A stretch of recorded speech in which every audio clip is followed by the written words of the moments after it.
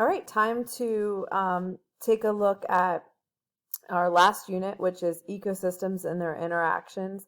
And this is a review of information from Earth and Environmental Science, or maybe you had Intro to Ag Science.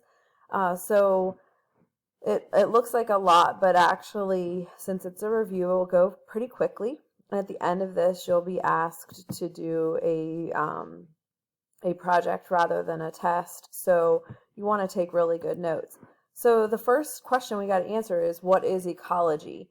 And you may be saying, like, well, why are we talking about ecology if we're in biology class? Well, we've been talking about living things. Now, ecology is the study of how living things interact with their environment. It is a major branch of biology. So in biology, we so far have talked about cellular biology, we've done some molecular biology, genetics, and heredity, and ecology is just another branch. Ecology also is going to overlap with things like geography, geology, climatology, so that's why we also talk about it in Earth and Environmental Science. So the focus is going to be on ecosystems and organisms that are going to live there. So our levels of organization, so far what we've learned, and I'm hoping that you could put these in order if you just had the terms. It starts with an atom. We started back talking about atoms of carbon, and then we talked about molecules, how you put carbon and oxygen together, and in particular this is a water molecule, so hydrogen and oxygens. Then you build bigger molecules called macromolecules. Those were our carbohydrates, our lipids, our proteins, and our nucleic acids. And those macromolecules are going to be the foundation of your organelles, like your mitochondria, your cell membrane, your lysosomes, your ribosomes. And those organelles make up a cell. We talked about two different types of cells: prokaryotic cells. Pro means no nucleus, and eukaryotic cells. Eukaryotic cells have a nucleus, and there were plant cells and animal cells. Even within those types of cells, there's specialized cells, like a muscle cell. And a bunch of those muscle cells together would make up a tissue, okay? And a bunch of tissues together, working together, are an organ.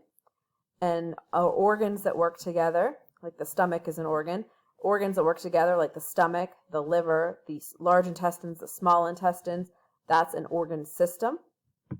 And then different organ systems make up an organism. And so I want you to go ahead and try to put these terms together and see if you can go smallest to largest without looking back at the previous slide, but you can always look back to check then. So pause the video and try that. Okay. Always good to practice putting those in order. And once you get to the organism level, now we're going to go larger. So what if you have a bunch of the same species living in the same area? That's a population. Okay, and we look over here, you have an organism and a bunch of them living in the same area as a population. And then various populations, so of living plants, trees, different animals living together as a community. And then an ecosystem is all of the organisms and living things that live in the same place, but now you're also combining non-living things like the water and the atmosphere, the soil, but again, still all in the same area. And then, last but not least, the regions, the Earth. So all of those regions together make the biosphere. This is a great graphic that I like that kind of just shows, so this big dashed line is the biosphere, and it includes all the living things, the ecosphere. Hydrosphere is water, lithosphere is the soil, rocks, and the atmosphere is the air. So you notice the ending sphere in all of them, all relating to basically the Earth. Okay, so moving on, this is an activity that's designed to have you sort living and non-living things. So I'm going to have you pause your video for a second.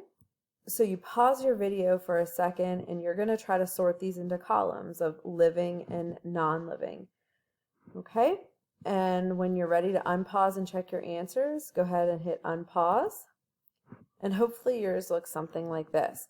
So things like grass, mushrooms, bacteria, animals, human are all living things. But non-living things are abiotic. The A means not, like light, soil, water, temperature, and a virus. Now, if you remember from the beginning of this course, we talked about a virus having some characteristics of living things, but it cannot survive and reproduce on its own. It needs a host cell. So that's why we still have it in this non-living category. But it does have DNA, it has RNA sometimes, has proteins. So it acts like a living thing sometimes, but it cannot divide on its own. Something to think about is in the world that we're living in, what we're talking about now, is that's what it requires, a host cell. All right, so some other vocabulary words to add to your notes, and these words, habitat and niche. Habitat's where an organism lives. Okay, so it's going to be the food, the shelter, what the temperature is, moisture, like how much water an organism needs. That's its habitat, but its niche is not its habitat. Its niche is its role or job that it plays in an ecosystem. So its niche might be to decompose things, or its niche might be, that it's like the one of the top feeders, or it could be the bottom feeder in a food web.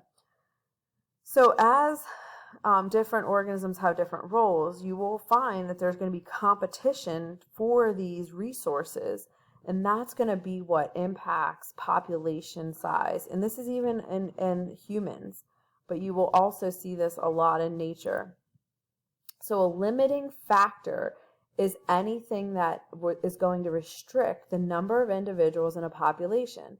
So like brainstorm some things. Like, what are some things that would limit how many people can live in your house?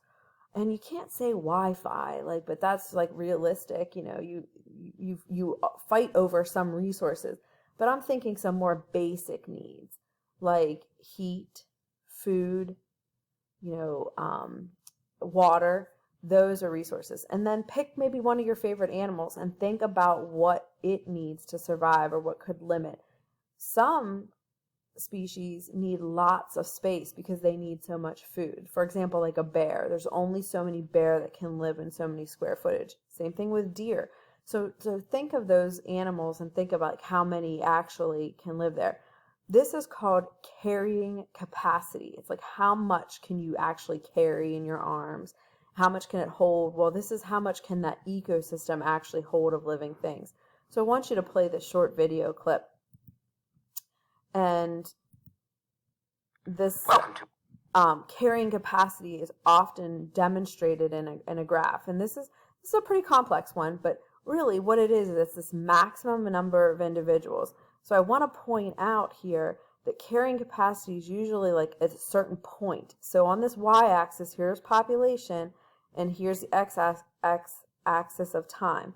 So draw this in your notebook, and you notice this carrying capacity is up here. This is like how much population can hold. So usually populations grow exponentially, and then there's a point where they kind of go over the carrying capacity, and it's going to cause organisms to die off.